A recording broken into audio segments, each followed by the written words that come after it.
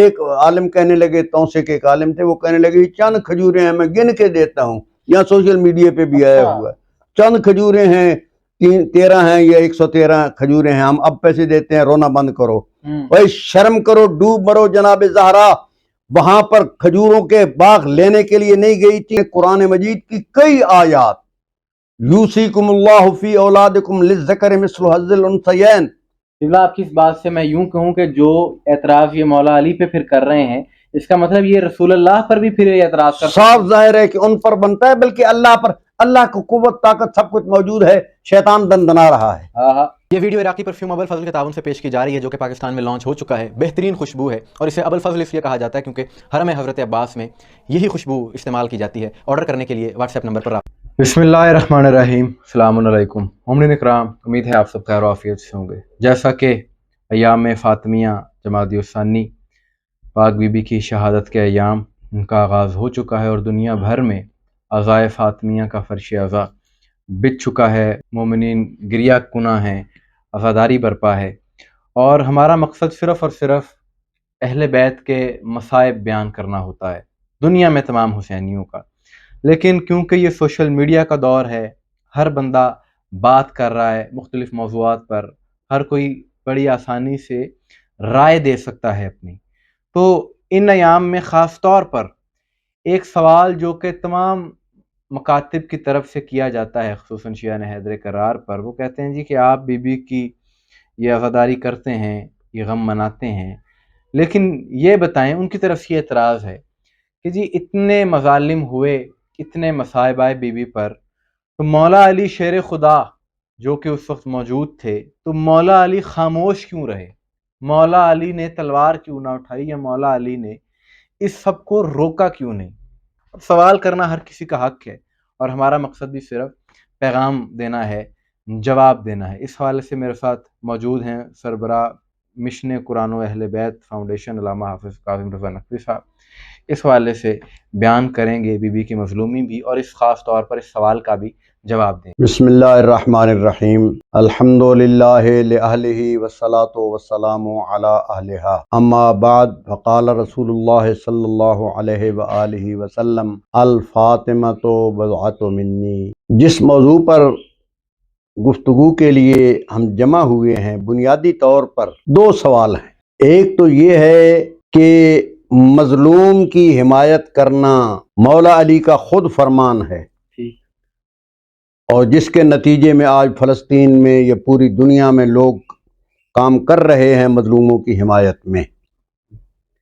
انہوں نے اپنے شہزادوں سے کہا تھا ہمیشہ ظالم کے خلاف رہنا، مظلوم کے ساتھ رہنا، مددگار رہنا۔ یہ ایک سوال پیدا ہو رہا ہے کہ اتنی بڑی مظلومیت بیان کی جاتی ہے جناب زہرا کی، اور واقعاً کائنات عالم میں بہت بڑی مظلومہ ہیں۔ تذکرہ کا وقت نہیں ہے، ایام فاطمیہ چل رہے ہیں، پوری دنیا میں یہ بتایا جا رہا ہے ان کی مظلومیت انتہا کو۔ لیکن یہ کہا جاتا ہے کہ علی جیسا بہادر، انہوں نے تلوار کیوں نہیں اٹھائی؟ دو باتیں۔ ایک تو چیز ہے کہ ہر ایک حکم جو ہوتا ہے اس کے لیے ایک وقت معین ہوتا ہے، اس کے مطابق عمل کرنا ہی اصل شریعت ہے۔ مثلا حضرت عباس جیسا بہادر، انہیں صحیح لڑنے کی اجازت مولا حسین نے نہیں دی، پانی لانے کی اجازت دی۔ مصلحت، مظلومیت کو بھی اجاگر کرنا اور ظالم کے ظلم کو واضح کرنا، اور دوسرا حکم ماننا۔ حضرت عباس کی وفا بہادری میں سب سے بڑی یہ بیان کرتا ہوں، قوت طاقت ہونے کے باوجود تلوار رکھ کر آنسو بہاتے رہے، عمل وہ کرتے رہے جو امام نے فرمایا تھا۔ اصل ہے یہ۔ اسی طریقے سے مولا کائنات علی ابن ابی طالب بھی باب مدینۃ العلم ہیں، رسول کی تمام اعمال میں ان کے وارث ہیں، خلیفہ ہیں، خلیفہ بلا فصل ہیں۔ اب ان کا کام بھی وہی ہوگا جو خدا اور رسول کا حکم ہے، اور خدا اور رسول کا حکم کیا ہے؟ صبر۔ اور خدا اور رسول کا حکم یہ ہے کہ دیکھو دین کی بقا کے لیے جب تلوار اٹھانی پڑے تلوار اٹھاؤ، جب صبر کرنا پڑے صبر کرو۔ اب رسول پاک کا جنازہ اکیلے پڑھتے رہے، صبر کیا، جناب سیدہ کی مظلومیت دیکھی، صبر کی، کیونکہ رسول پاک نے ارشاد فرمایا تھا کہ تازہ تازہ اسلام میں لوگ آئے ہیں، کچھ تو فتح مکہ کے بعد بس وہ مجبوری کی وجہ سے آ گئے، اور جو مجبوری کی وجہ سے آئے ان کا تذکرہ قرآن نے کیا ہے سورہ منافقون میں، تفصیل کے ساتھ کیا ہے۔ رسول پاک کو ان تمام منافقین کا علم تھا۔ میں ایک بات یہاں کہتا چلوں، اللہ نے پورے منافقون کا ذکر کیا ہے جو کلمہ پڑھنے والے ہیں۔ اگر آیت پڑھوں ترجمہ کروں تفصیل ہو جائے گی کہ وہ کہتے ہیں کہ ہم محمد کو رسول مانتے ہیں، اللہ کہہ رہا ہے تم نہیں مانتے، اور ساتھ ہی ارشاد فرما رہا ہے سورہ منافقون میں تم جھوٹ بولتے ہو، ان سے فرما رہا ہے کہ تم جھوٹ بولتے ان منافقین کو کہہ رہا ہے۔ تو منافقین کے نام نہیں ہے تو رسول پاک نام بتاتے نہیں، مصلحت وقت کا تقاضا یہی تھا، بہت بڑا نقطہ ہے۔ سبحان اللہ، واہ واہ واہ، وقت کا تقاضا یہی تھا۔ اسی طریقے سے مولا کائنات علی ابن ابی طالب کی قوت و طاقت، جی شیر خدا تھے، ایک انگلی کے اشارے سے سب کچھ کرنے والے، خیبر کو اکھاڑنے والے، جس سے مرحب و انتر کانپتے تھے، پورا کفر کانپتا تھا، لیکن تلوار اس لیے نہیں اٹھائی، پابندی تھی رسول پاک کی طرف سے، تازہ تازہ مسلمان ہیں، اس لیے مولا کائنات نے اس حکم پر عمل کیا جو رسول پاک نے انہیں دیا تھا۔ آپ کی اس بات سے میں یوں کہوں کہ جو اعتراض یہ مولا علی پہ پھر کر رہے ہیں، اس کا مطلب یہ رسول اللہ پر بھی پھر یہ اعتراض کر صاف ظاہر ہے کہ ان پر بنتا ہے، بلکہ اللہ پر، اللہ کو قوت طاقت سب کچھ موجود ہے، شیطان دندنا رہا ہے۔ واہ واہ واہ واہ، بے شک، یا اللہ شیطان کو ختم کر دے، ہمارے سارے مسائل حل ہو جائیں، نہیں، اللہ ہمارا بھی امتحان لینا چاہتا ہے کہ یہ شیطان کا کہنا مانتے ہیں یا رحمان کا کہنا مانتے ہیں، کیونکہ قوت و طاقت ہمیں عطا کی ہے، خواہشات بھی دی ہیں، شہوت بھی دی ہے، عقل بھی دی ہے، اور سب کچھ سوچنے سمجھنے کے لیے پھر 1,24,000 انبیاء سمجھانے کے لیے بھیجے ہیں۔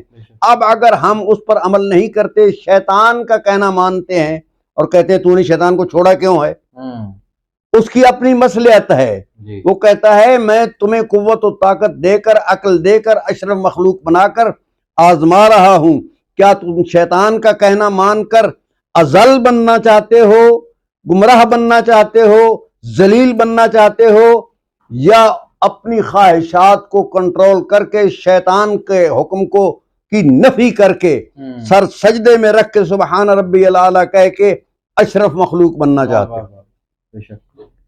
بس یہی وجہ ہے کہ آج کائنات عالم میں ہم تمام اہل اسلام ہر ایک کے لیے لازم ہے کہ ہم خدا اور رسول کے حکم کو دیکھیں، جو حکم ہے اس کے مطابق عمل کریں۔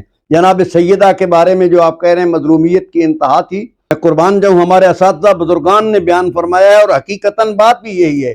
جناب زہرا، ایک عالم کہنے لگے، توسے کے ایک عالم تھے، وہ کہنے لگے چند کھجوریں ہیں میں گن کے دیتا ہوں، یہاں سوشل میڈیا پہ بھی آیا ہوا ہے، چند کھجوریں ہیں، 13 ہیں یا 113 کھجوریں ہیں، ہم اب پیسے دیتے ہیں، رونا بند کرو، بھائی شرم کرو، ڈوب مرو۔ جناب زہرا وہاں پر کھجوروں کے باغ لینے کے لیے نہیں گئی تھی، حق بتانے کے لیے گئی تھی، ولایت مولا علی کو ظاہر کرنے کے لیے گئی تھی۔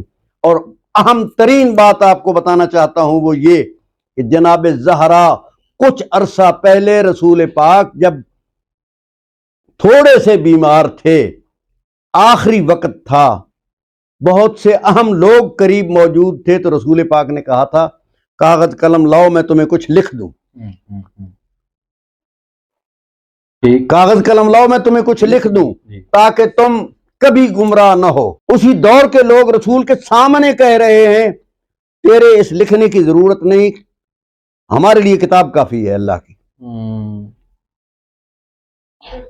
اب اصل موضوع جو دن ہے ایام فاطمیہ، اس حوالے سے ایک اہم ترین تحفہ ہدیہ کرنا چاہتا ہوں۔ جناب زہرا نے کچھ عرصے بعد دربار میں جا کر فدق مانگ کر دنیا والوں کو بتایا کہ میں فدق لینے کے لیے نہیں آئی، دین کی بقا کے لیے آئی ہوں، ولایت کی حفاظت کے لیے آئی ہوں، اپنے بابا کے اس فرمان کو سچا کرنے کے لیے آئے ہوں۔ انہوں نے کہا ہمارے لیے کتاب کافی ہے۔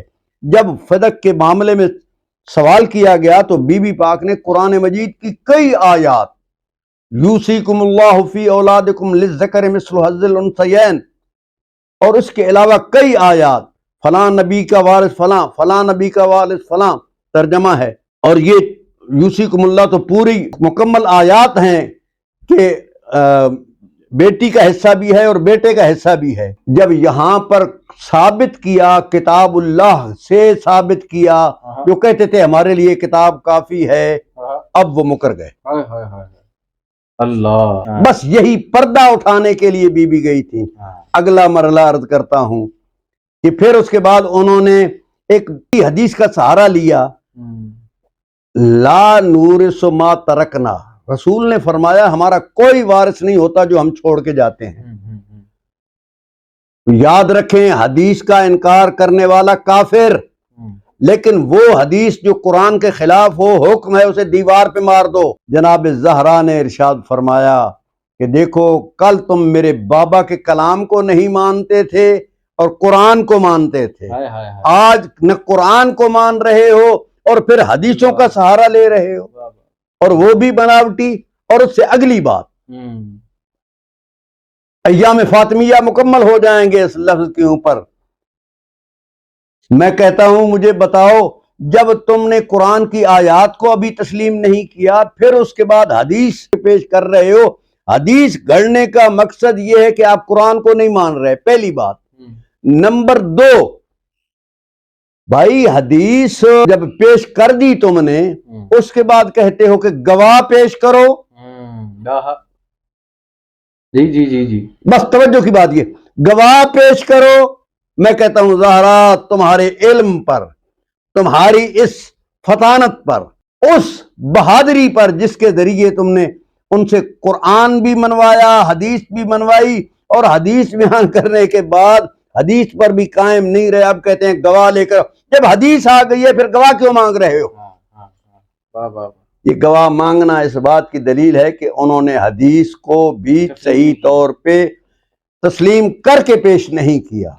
بہرحال میں قربان جاؤں، ایران کے ایک بہت بڑے مجتہد جو بھی صدر ایران بنتا ہے وہ ان کی خدمت میں پیش ہوتے ہیں۔ تو جب سے یہ ایام فاطمیہ کے آغاز کے بارے میں ایک لفظ کہنا چاہتا ہوں، ملنے کے لیے انہوں نے درخواست کی، نام میرے ذہن میں نہیں آ رہا، تازہ دور کے مجتہد ہیں۔ انہوں نے ارشاد فرمایا کہ بھائی میں نہیں ملنا چاہتا۔ صدر ایران نے کہا مجھے حکم دے، جو میرے لیے حکم۔ انہوں نے کہا میں تب ملوں گا کہ تم ایام فاطمیہ میں سرکاری چھٹی کا اعلان کرو۔ بہرحال کلام مکمل کرتا ہوں، اس نے چھٹی کا اعلان کیا، مجتہد ان کی خدمت میں حاضر ہوئے، انہوں نے دعا دی۔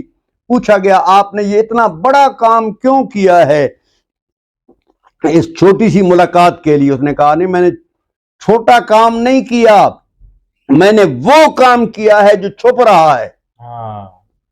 محرم کے ذریعے یزید کا چہرہ دنیا پہ واضح ہو چکا ہے، اب ولایت کے چہرے کو واضح کرنے کے لیے ایام فاطمیہ منانا ضروری۔